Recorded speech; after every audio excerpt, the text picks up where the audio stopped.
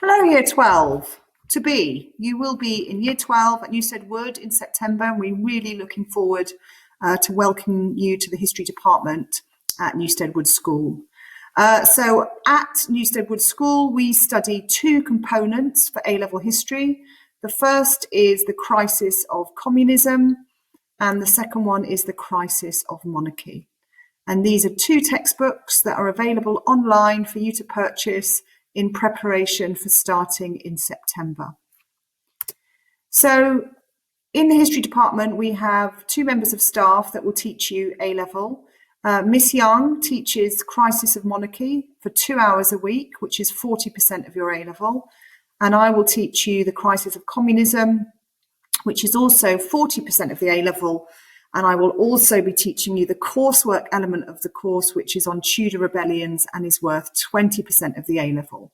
You will start the Tudor rebellions in the summer term, the second part of the summer term of Year 12, and you will finish it at the end of the autumn term of Year 13. So 4 lessons a week in Year 12, 5 in Year 13. If you've got any questions about this presentation or any questions about studying at Newstead Wood School generally, or history in particular, then just drop me an email here at nsmith@newsteadwood.co.uk. So please, it would be good if you could purchase these books in preparation for September, once you've got your A-level results and you know that you're coming.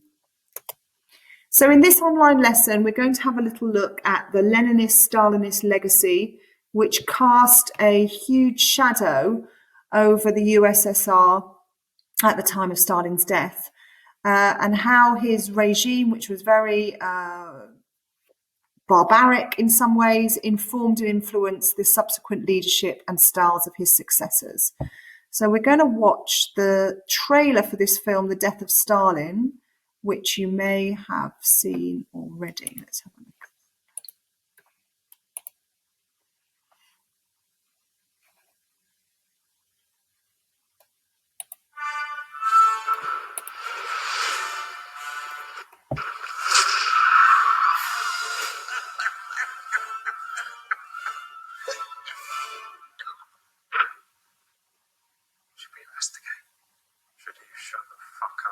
Us both killed. Stalin's dead. He's dead. Stalin is dead! Oh my God. Our general secretary is lying in a puddle of indignity. Yeah, he's feeling unwell, clearly. I want to make a speech at my father's funeral. Oh, but no problem. Technically, yes, but practically. When I said no problem, what I meant was no problem. Ignore me. Stalin would have wanted the committee as one. All those in favor carried you unanimously.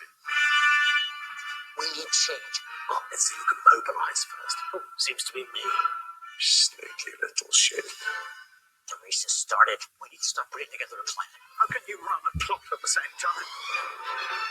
I have no idea what is going on. I'm the peacemaker. I'll fuck up anyone who gets in my way. Come on! Play better, you flattering fannies! Get it! Give it! Hit it! Shoot her before him, but make sure he sees it. Kill him, dump him in the pulpit. I'll leave the rest up to you. We have to act. I really need your help. I'm going to have to report this conversation. Threatening to do harm or obstructing any member of Presidium in the process of looking at your fucking face. I took Germany. I think I can take a flesh lump in a waistcoat. No matter what happens, I will never let any harm come to you.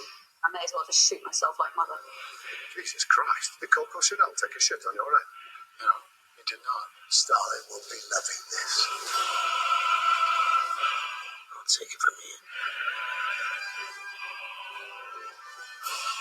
Good luck, ladies.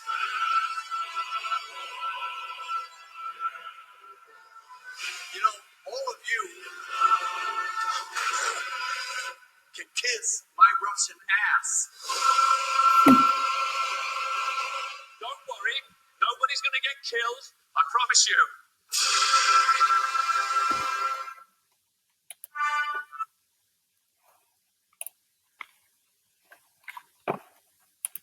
Okay, so that's obviously a really entertaining film if you see it in its entirety. And it looks at a period of Soviet history which is sort of both morbid and fascinating. So since 1928, Stalin had become a totalitarian dictator whose hold over the people and other members of his Politburo is like his cabinet, was complete and terrifying. So despite the enormous sacrifices of the people in helping Stalin to win the Second World War, in Russia they actually call it the Great Patriotic War, not the Second World War, Stalin had not rewarded their efforts, and after the end of World War II, life for ordinary citizens returned to a life of hard work, shortages, and arbitrary terror. So we have to see Russian history as not starting in terms of the terror with Stalin. This is something that was instigated by Lenin after the revolution. And on this slide, you see Stalin on the left, and then Lenin in the middle. And these two gentlemen, either side of Lenin, are Zinoviev and Kamenev, who were key members of Lenin's Politburo, but they were actually opposed to the idea of seizing power in Russia in October 1917. So Lenin had a vote about seizing power, and it went 10-2. These two voted against it. The other 10 voted for the seizure of power, and that's what happened. So we're just going to have a little look at this very short video. It's only 2 minutes, which sort of explains that the terror didn't start with Stalin, it started with Lenin. Let's have a look.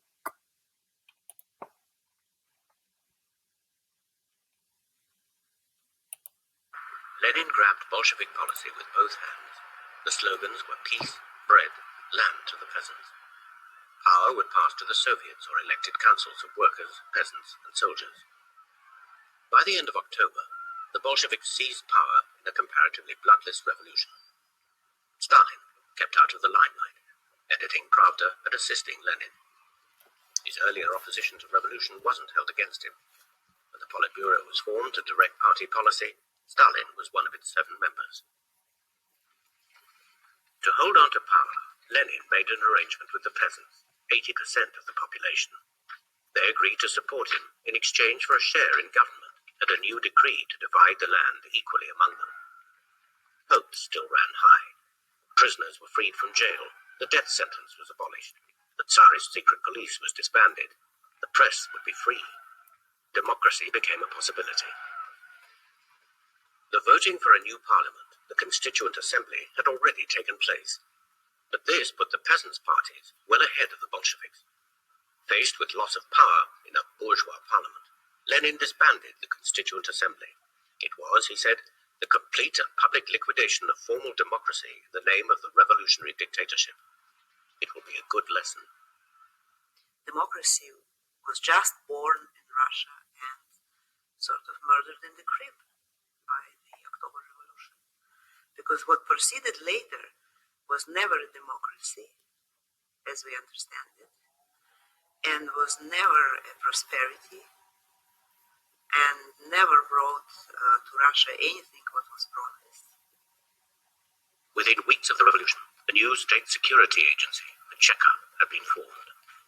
Stalin was on the committee which supervised its activities. Lenin brought back press censorship and the death penalty. He turned the Cheka loose on the enemies of the revolution, proclaiming, "The state is an instrument for coercion. We want to organize violence in the name of the interests of the workers." They executed at least 50,000 during the Civil War.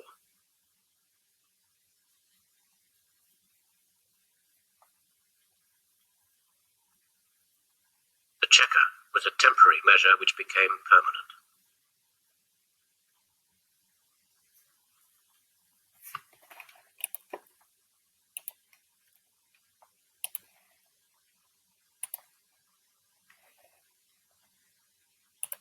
Okay, so in that video, you can see that the terror really started with Lenin, not Stalin. And that was because Lenin had forced the revolution. Under Marx's stage theory, the revolution was supposed to happen naturally, but it would have taken hundreds and hundreds of years in Russia for the Russians to achieve the same level of class consciousness that was necessary for a spontaneous revolution. So by forcing the revolution on the people, He obviously made a lot of enemies, and that's why it was necessary for Lenin to establish a secret police called the Cheka, whose job it was to root out enemies of the revolution. So it didn't start with Stalin. But Stalin really did take it to the next level. And what we see in the 20s and 30s are things called the Purges. So here's some definitions of Purges. And I would say that Stalin's purge was about abruptly and violently removing a group of people that disagreed with the party. So one of Stalin's first enemies in the Communist Party of the Soviet Union was a guy called Leon Trotsky, who you probably have heard of. So on this slide on the left, we see Lenin and we see Trotsky by his side. Trotsky was very much seen as Lenin's natural successor. He was commissar for war. He was very intelligent. He was very popular. But Stalin sort of targeted him in the 20s, and Trotsky didn't really stand up for himself in the way he should have done. And eventually he was exiled from the USSR. If we look at the picture on the right, we'll see that Stalin then had any pictures or photographs of Trotsky and Lenin together doctored to remove Trotsky from the picture. So on the picture on the right, we see a gap where Trotsky should have been. And Stalin did this quite a lot throughout his regime. He sort of rewrote history. It's called the falsification of history. There's another one here. So this is a very famous photograph of Lenin addressing the troops in 1920. And Trotsky's there. The red arrow shows Trotsky. And then later, that photograph is doctored after Trotsky's downfall. In the same picture, he has been removed.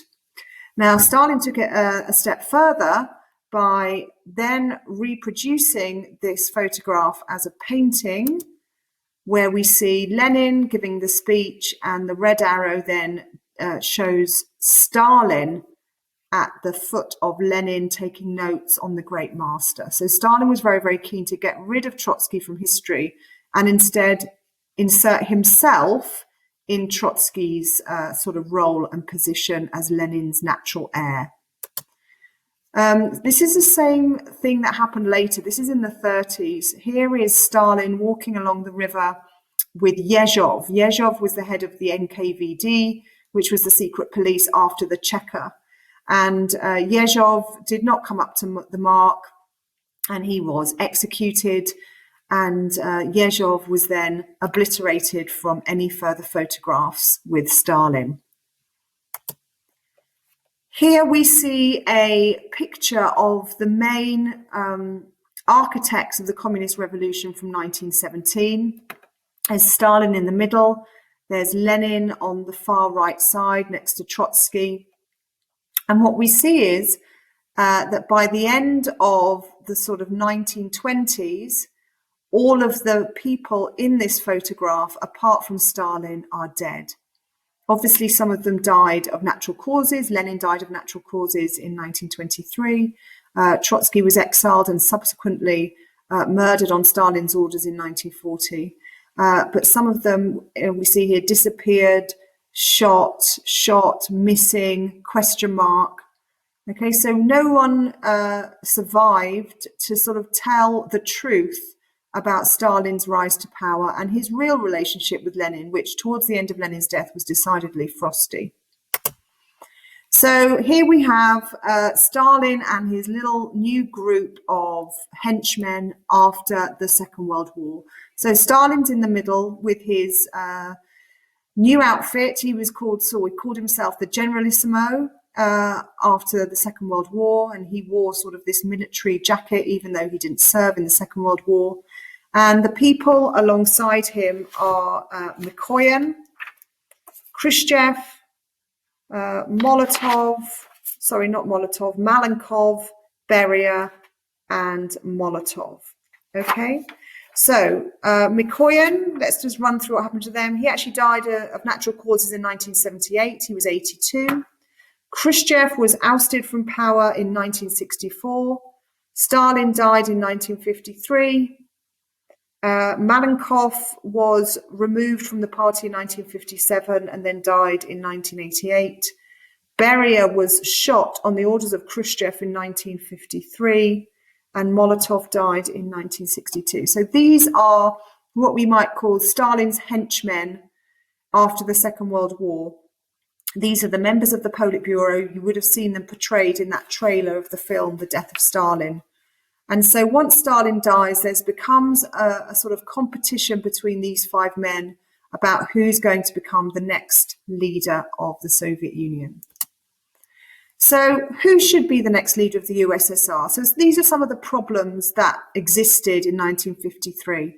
So Stalin had been hugely successful in driving the USSR towards becoming an industrial powerhouse, but all the focus was on heavy industry, that's steel, coal, oil, and there was very little regard for consumer goods or light industry. So although the Soviet Union was building lots of sort of power stations, electricity stations, there was hardly anything for the consumers. Shoes, clothes, that sort of thing was really neglected.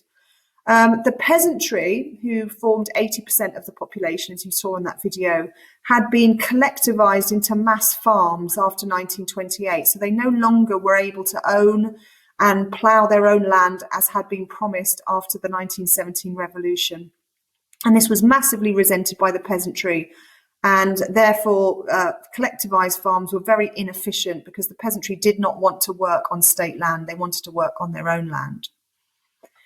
Much of the Soviet Union's labor was provided for free by millions of prisoners who had been sent to gulags. Gulags are Soviet prisons in Siberia. And these prisoners varied from, murderers and rapists to political prisoners who had spoken out against the state. A lot of prisoners in the gulags were actually just victims of arbitrary terror. They were just numbers that were being rounded up on spurious grounds and sent off to prison camps.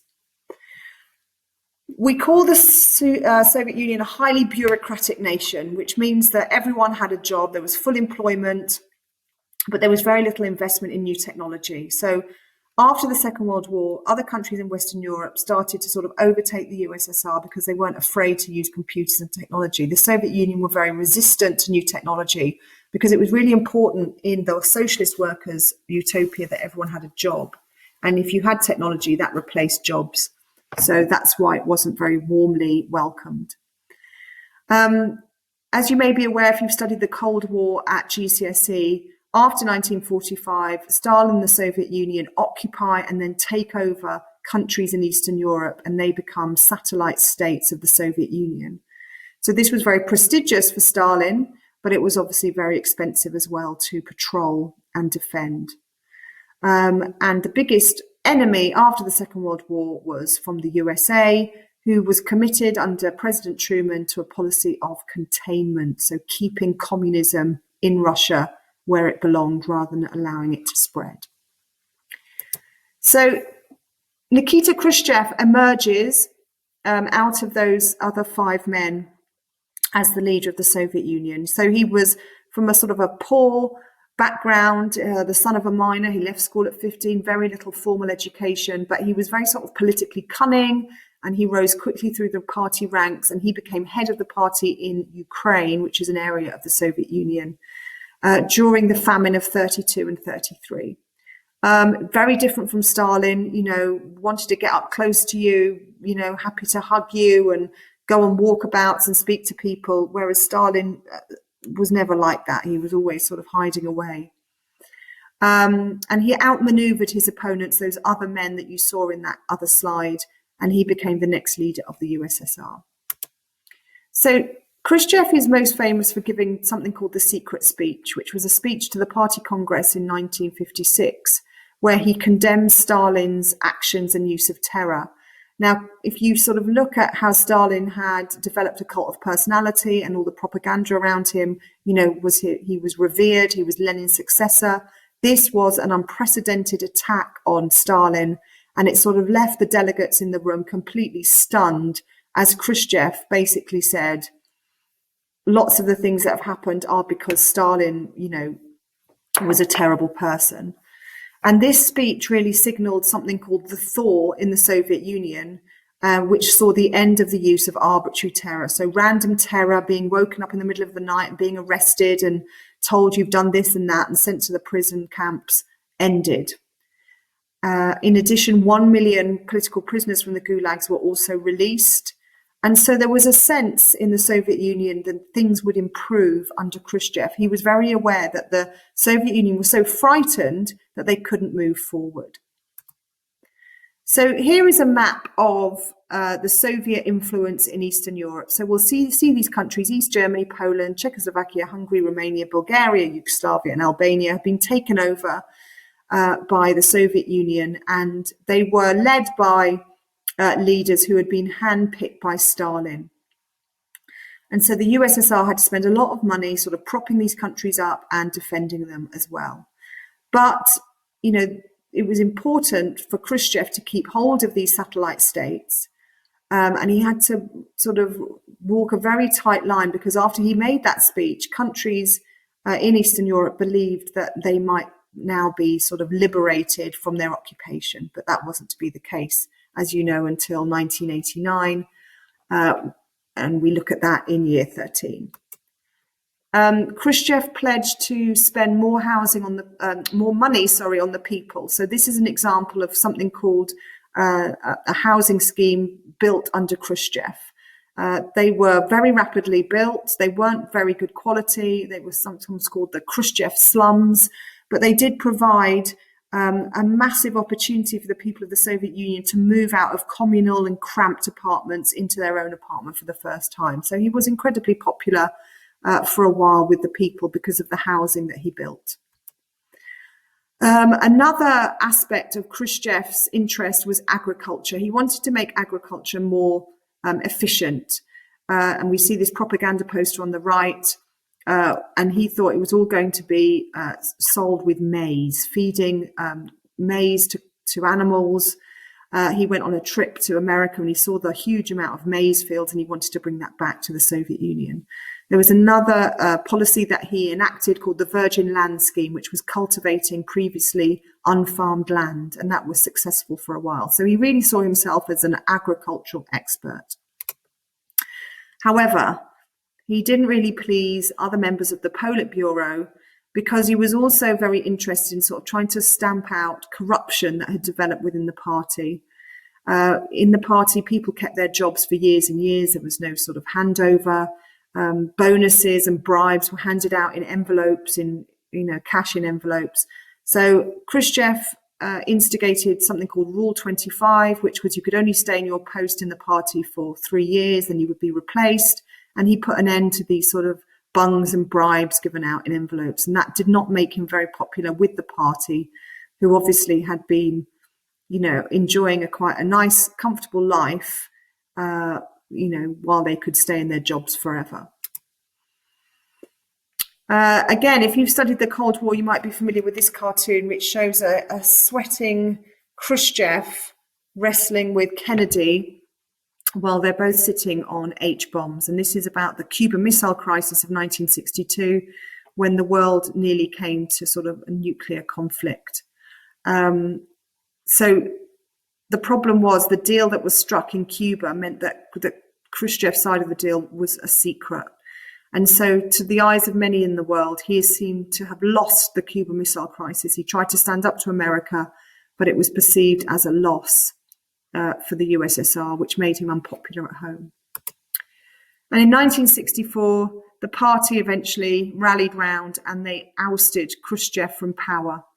And I suppose the most important thing we can say about Khrushchev is that, unlike other members of the party who had existed under Stalin, he wasn't shot or exiled or sent to a camp. He was allowed to live out his retirement and old age in Moscow in private. And I suppose that's his sort of biggest legacy, is ending arbitrary terror in the USSR, and people were able to sort of live a quieter life. Okay, so that's a little run through of where we start in year 12 in relation to the Russia course. So we look at elements of Stalinism and how the economy was set up, and then we move through all the leaders, after Stalin, starting with Khrushchev and ending with Putin in 2000. And then we go on to look at the Eastern European satellite states in year 13. Anyway, I hope you've enjoyed this online lesson. Thank you for watching. Again, if you've got any questions, don't hesitate to email me. And I'm really looking forward to seeing you all in September. Goodbye.